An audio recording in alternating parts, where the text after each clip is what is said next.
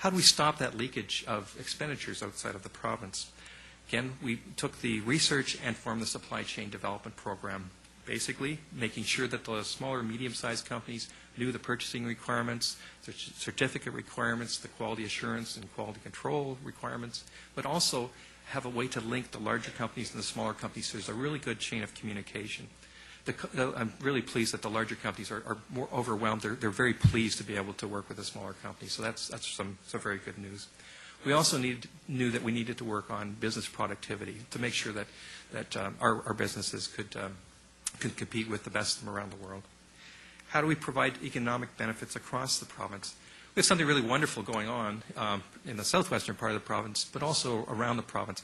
Again, when you look at the amount of intelligence and capital and skills going into the whole energy sector, we looked at that and said, boy, we can really take advantage of that by incubating new businesses, training people, attracting entrepreneurs, conducting research, and so on. And that's the Energy Center of Excellence. We also knew that we asked the companies, what are you planning to spend and where, who you're planning to hire, and they gave us an extensive list of who they're planning to hire, the skills, and those skills are great skills because they're boilermakers and carpenters and fabricators and so on. We knew the sort of equipment that they're interested in purchasing as well. And that generated the construction skills program. So we see a lot of construction jobs opening up that can be open for every resident of the province. We saw that there are a couple of areas where certainly there can be some enhancement of skills training to make sure that occurs. How do we succeed in attracting that employment and population in light of global competition for the same? This is a really important piece to get right. So our next initiative was workforce, it's called the Workforce Expansion Initiative. Again, each one of these initiatives is very detailed. It talks about programs and job descriptions and budgets and so on. So we laid out how do we do attraction, retention, immigration, participation, and post-secondary alignment. So it's a very detailed plan to make that happen, and it's executable tomorrow. We also we knew we needed to get the health care such that some of the new workers are looking for that health care and make sure that that's in great shape.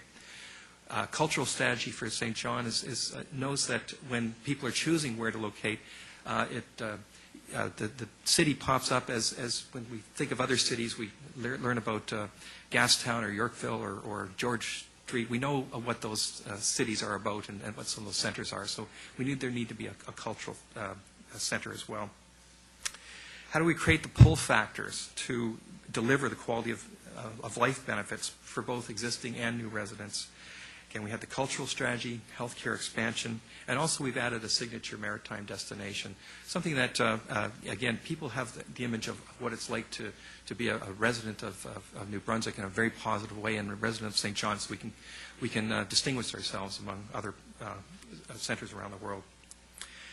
And then a couple quick ones. We want to attract entrepreneurial immigrants as well. So we clustered a number of our initiatives that would be designed to attract those people that are not only going to put down permanent roots, but are going to grow the businesses as well.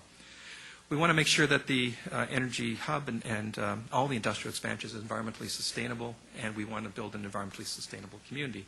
So we have a strategy there for putting the right group of people together, making sure that we focus on coastal ecosystems and watersheds and wetlands, urban greening, transit, and develop a strategy for an environmental sustainability strategy, and then come out with some programs that will serve as prototypes and certainly make positive change. How do we ensure that our wastewater, roads and recreation facilities and schools and so on are up to meeting the challenges of economic development? We came up with an supportive infrastructure plan. Basically, I had my engineers go out and look at all the infrastructure right across the St. John CMA to determine what shape are we in, what might we need to start to move ahead on to make sure we accommodate this growth. We also knew that there would be others that are going to be kicking the tires, other large businesses. We want to make sure that, and large and small and medium-sized businesses as well. So we also want to make sure that we're ready for those businesses, that we're shovel-ready so that we can say, yeah, we're the place that you can invest. Bob, I don't know if you want to take the next step. Okay, good.